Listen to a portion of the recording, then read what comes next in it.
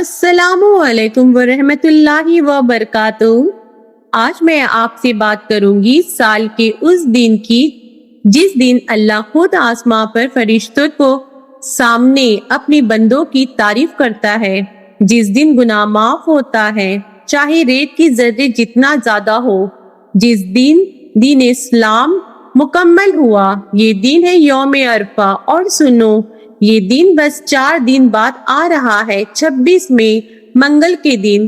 تو آج ہی یہ ویڈیو پوری دیکھیں کیونکہ شاید یہ باتیں آپ کی زندگی بدل دے۔ یہ دن کیا ہے؟ 9 ذی الحجہ۔ یہ حاجی کا سب سے اہم دن ہوتا ہے۔ لاکھوں حاجی میدان عرفات میں جمع ہوتے ہیں، ہاتھ اٹھاتے، آنکھیں بھری، دل بھری، اور صرف ایک کام کرتے ہیں، اللہ سے معافی مانگنا۔ لیکن میرے اسلامی بھائیوں اور بہنوں، یہ دن صرف حاجیوں کے لیے نہیں، آپ گھر بیٹھے بھی اس دن کی پوری عبادت کر سکتے ہیں۔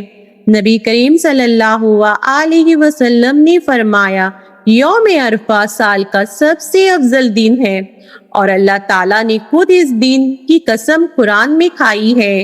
سورہ البرز میں الیوم الموعود یعنی وعدے کے دن۔ بہت سے مفسرین نے کہا ہے یہ یوم عرفہ ہی ہے اسلام کا مکمل ہونا۔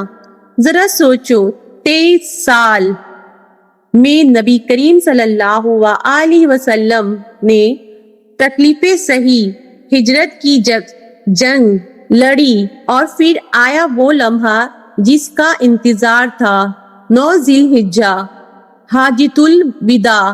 نبی کریم صلی اللہ علیہ وسلم میدان عرفات میں کھڑے ہیں، وحی آتی ہے اور اللہ فرماتا ہے، آج میں نے تمہارے دن تمہارے لیے مکمل کر دیا، اپنی نعمت پوری کر دی، اور تمہارے لیے اسلام کو دین کے طور پر پسند کیا۔ سورہ المائدہ آیت 3۔ حضرت عمر رضی اللہ یہ آیت سن کر رونے لگے۔ کسی نے پوچھا، کیوں رو رہے ہو؟ انہوں نے کہا، جب چیز مکمل ہو جائے تو پھر اس کا صرف زوال ہوتا ہے۔ مطلب یہ آیت خوشی کی بھی تھی اور ایک احساس بھی تھا کہ نبی کریم صلی اللہ علیہ وسلم کا وقت اب قریب آ گیا ہے۔ اس دن اللہ کیا کرتے ہیں؟ اب سنو، یہ میری فیورٹ باتیں ہیں۔ صحیح مسلم میں حدیث ہے کہ نبی کریم صلی اللہ علیہ وسلم نے فرمایا، کوئی دین ایسا نہیں جس میں اللہ اتنا زیادہ لوگوں کو جہنم سے آزاد کرے جتنا یوم عرفہ کو کرتے ہیں۔ اور پھر فرمایا، اللہ اس دن اپنے بندوں کے پاس آتے ہیں، پھر فرشتوں کے سامنے ان کی تعریف کرتے ہیں اور کہتے ہیں، دیکھو میرے بندوں کو پریشان حال آیا ہے، دور سے آیا ہے، کیا مانگنا چاہتا ہے؟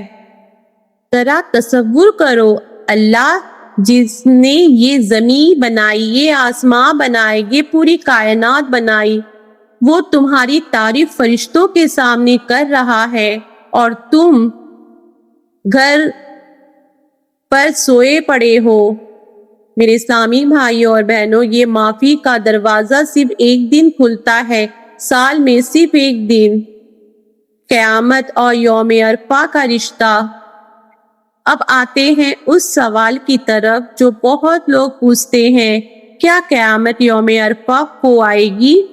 صحیح مسلم میں نبی کریم صلی اللہ علیہ وسلم کا ارشاد ہے، قیامت جمعہ کے دن آئے گی۔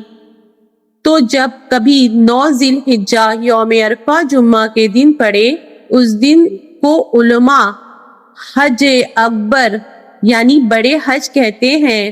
نبی کریم صلی اللہ علیہ وسلم کا اپنا حج بھی جمعہ کے دن یوم عرفہ تھا، لیکن اور یہ بہت ضروری بات، قیامت کا آدھا وقت صرف اللہ کو معلوم ہے۔ اللہ فرماتا ہے قرآن میں، لوگ تم سے قیامت کا وقت پوچھتے ہیں، کہو اس کا علم صرف میرے رب کے پاس ہے۔ العرف آیت 187۔ کوئی عالم، کوئی ایپس، کوئی یوٹیوب ویڈیو، کوئی نہیں جانتا قیامت کب آئے گی۔ جو جانتا ہو وہ جھوٹ بول رہا ہے۔ لیکن ہاں، یوم عرفہ ایک یاد دلانا ضروری ہے کہ ایک دن سب کچھ ختم ہوگا، اور اس دن اللہ کے سامنے کیا لے کر جاؤ گے۔ آپ کیا کرو کہ ان 4 دنوں میں، چلو پریکٹیکل بات ہم کرتے ہیں۔ 26 میں یوم عرفہ صرف 4 دن بعد۔ پہلی چیز، روزہ رکھو۔ نبی کریم صلی اللہ علیہ وسلم نے فرمایا، اس دن کا روزہ 2 سال کے گناہ مٹا دیتا ہے۔ پچھلے سال، اگلے سال، ایک روزہ 2 سال، یہ بات پوری دنیا میں نہیں ملے گی۔ دوسری چیز، مغرب سے پہلے والا وقت، ہاتھ اٹھاؤ، آنکھیں بند کرو اور دل سے مانگو، اپنے لیے، اپنے ماں باپ کے لیے، پوری امت کے لیے۔ اس وقت کی دعا رد نہیں ہوتی ہے۔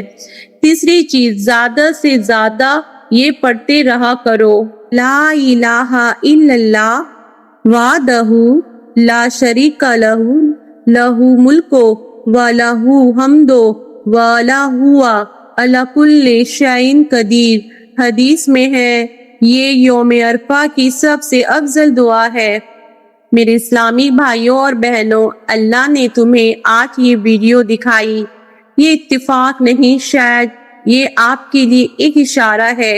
26 مئی کو اٹھ جانا، روزہ رکھنا، دعا کرنا اور اللہ سے وہ مانگنا جو تم نے کبھی کسی سے نہیں مانگا، کیونکہ یہ دن سال میں ایک بار آتا ہے اور ہم نہیں جانتے اگلے سال ہم ہیں بھی یا نہیں۔ اللہ ہم سب کو اس دن کا حق ادا کرنے کی توفیق دے، آمین یا رب العالمین۔ اگر یہ ویڈیو اچھی لگی، لائک کرو، شیئر کرو اور چینل سبسکرائب کرو۔ جزاک اللہ خیر۔